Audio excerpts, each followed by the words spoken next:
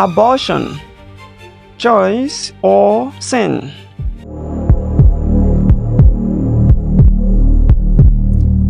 Some call it healthcare, others call it murder. Some defend choice and conditions, others defend the unborn, all because something mysterious begins. Science calls it biological development, faith calls it life. But before a baby ever appears, before a name is chosen, before the world even knows they exist, life has already begun its silent fight to survive. And somewhere between biology, morality, fear, freedom, and responsibility, humanity continues to ask one terrifying question: when does life truly begin? And who decides it? Beneath the politics, beneath the outrage, beneath the beliefs, and somewhere between pain, morality, freedom, and responsibility, humanity continues wrestling with one haunting word: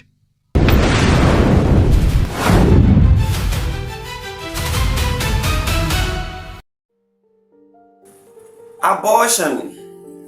Few words carry as much weight.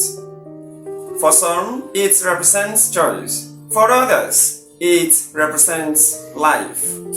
And between those convictions are people, real people, with stories that are not always spoken, decisions that are never easy, and consequences that do not simply disappear. So perhaps the question is not merely is it right or wrong. Perhaps the deeper question is this: can something so morally profound, so emotionally painful, so medically complex, and so deeply personal be reduced to a single answer? Can faith, law, science, and human experience all speak with one voice? Or are we standing where conviction, compassion, and circumstance collide? I am Adesina Ayantoyinbo. Welcome to Sacred Tensions, where faith meets reason. Today, we step into one of humanity's most enduring moral debates, a place where the sanctity of life, human freedom, medical realities, personal responsibility, and profound suffering meet in one difficult question: abortion, choice or sin? The tension sparks. At the heart of this conversation is a tension: life and autonomy, responsibility and circumstance, conviction and compassion. Because on one hand, there is this belief that life is sacred, and on the other, the reality that life can be complicated. The biological question: when does life begin? At conception? At the heartbeat? At viability? At birth? Science can describe development of life, but it does not always settle the meaning of it.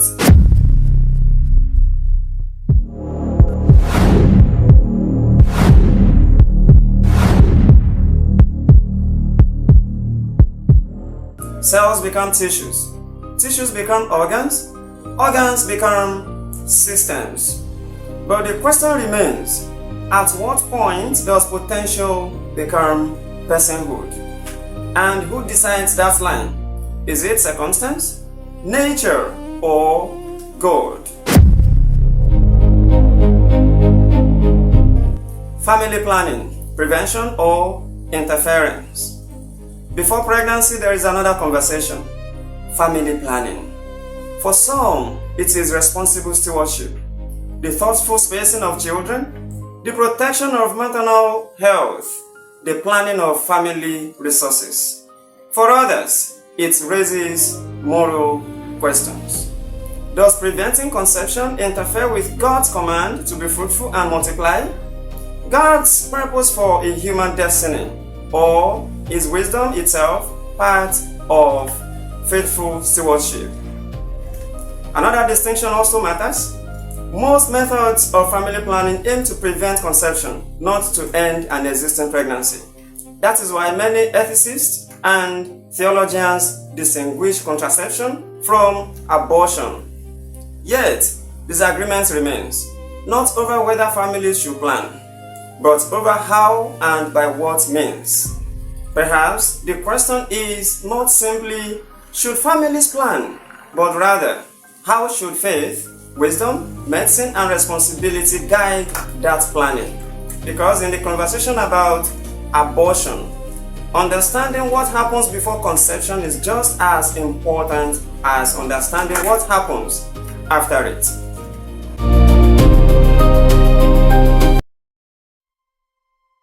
The biblical and theological perspectives.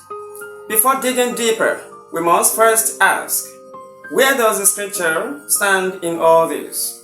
Surprisingly, the Bible never contains a direct command that simply says, abortion is a sin. Nor does it contain a passage that explicitly permits it. Instead, the discussion emerges from broader biblical principles. Principles about life, human dignity, the image of God, justice, mercy, and moral responsibility. Perspective 1. The sanctity of human life. Many Christians believe that human life possesses inherent dignity from its earliest beginnings, not merely because it is biologically alive, but because every human being bears the image of God. In Genesis chapter 1, verses 26 and 27, humanity is said to be created in God's image. Psalm 139 verse 13 says, "For you formed my inward parts, you knitted me together in my mother's womb." Jeremiah 1:5 also says, "Before I formed you in the womb, I knew you." These passages have led many believers to conclude that life in the womb is known, valued, and purposeful before birth.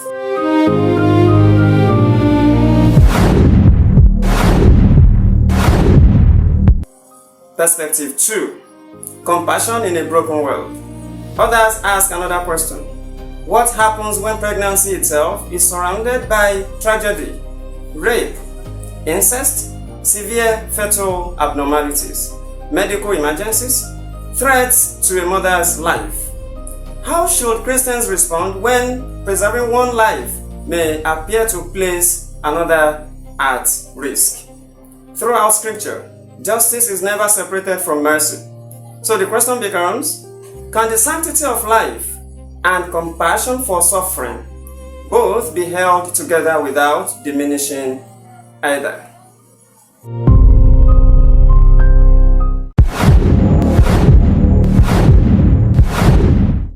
Perspective 3. The divine mandate of human proliferation. Here is yet another perspective. The opening pages of Scripture reveal God's first blessing upon humanity. After creating man and woman in His image, God said, "Be fruitful and multiply, fill the earth and subdue it." Genesis 1:28. Human proliferation was not merely a biological process. It was part of God's creational design. Life was intended to flourish, families were intended to grow, generations were intended to continue. From this perspective, every pregnancy represents more than a medical or biological event. It participates in humanity's ongoing story of fruitfulness and the continuation of life. Yet another question arises. Does this divine command to be fruitful and multiply function as an absolute rule in every circumstance? Or is it a creational blessing that must also be understood alongside the realities of a fallen world, especially where suffering, disease, violence, and difficult pregnancies exist? The tension, therefore, is not simply between choice and life. It is also between God's original design and humanity's broken condition.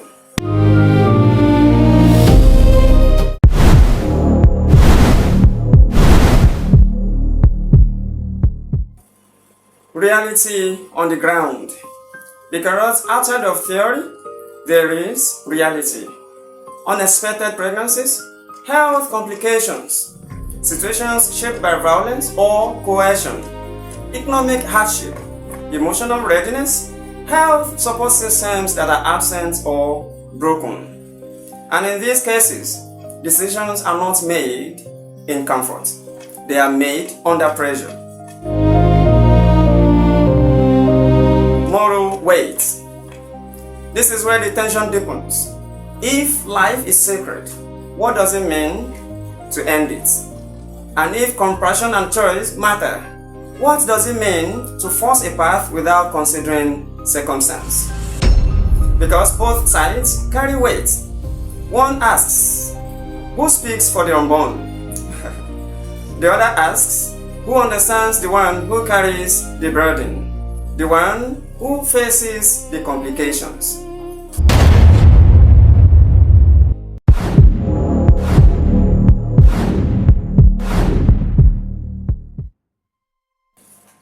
The internal battle. For many, this is not just a public debate, it is an internal one. A quiet struggle between belief, fear, responsibility, and consequence. Some carry regret, others carry relief. Many carry both. Beyond easy answers. Perhaps the difficulty of this topic is that it resists simplicity. Because it is not lived in headlines, it is lived in moments. Moments where certainty feels distant and clarity is not always available. Holding the tension. So, what do we do with a question like this? Do we reduce it to a religious or civil rule, or do we sit with the weight of it? Because truth matters. But so does compassion. And holding both is never easy.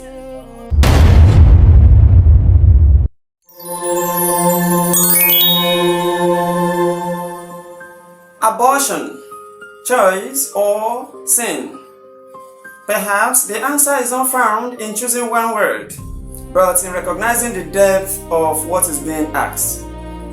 Because behind every position is a human story. And maybe before conclusions, there must first be understanding. Faith does not avoid difficult questions, it explores them. I am Adesina Ayantoyinbo, and this is Sacred Tensions, where faith meets reason. Let us look again. Please subscribe for more powerful episodes, comment and share. See you next time.